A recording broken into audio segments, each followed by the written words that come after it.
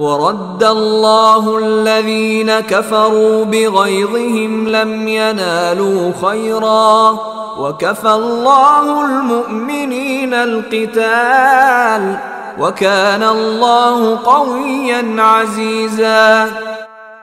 اور جو لوگ کافر تھے اللہ نے انہیں ان کے سارے غیظ و غضب کے ساتھ اس طرح پسپا کر دیا کہ وہ کوئی فائدہ حاصل نہ کر سکے، اور مومنوں کی طرف سے لڑائی کے لیے اللہ خود کافی ہو گیا، اور اللہ بڑی قوت کا، بڑے اقتدار کا مالک ہے۔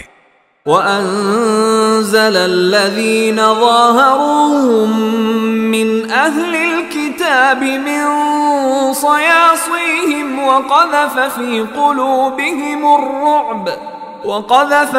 قُلُوبِهِمُ الرُّعْبَ فَرِيقًا تَقْتُلُونَ وَتَأْسِرُونَ فَرِيقًا۔ اور جن اہل کتاب نے ان دشمنوں کی مدد کی تھی انہیں اللہ ان کے قلوں سے نیچے اتار لایا اور ان کے دلوں میں ایسا رعب ڈال دیا کہ اے مسلمانوں، ان میں سے کچھ کو تم قتل کر رہے تھے اور کچھ کو قیدی بنا رہے تھے۔ وَأَوْرَثَكُمْ أَرْضَهُمْ وَدِيَارَهُمْ وَأَمْوَالَهُمْ وَأَرْضًا لَمْ تَطَئُوهَا وَكَانَ اللَّهُ عَلَى كُلِّ شَيْءٍ قَدِيرًا۔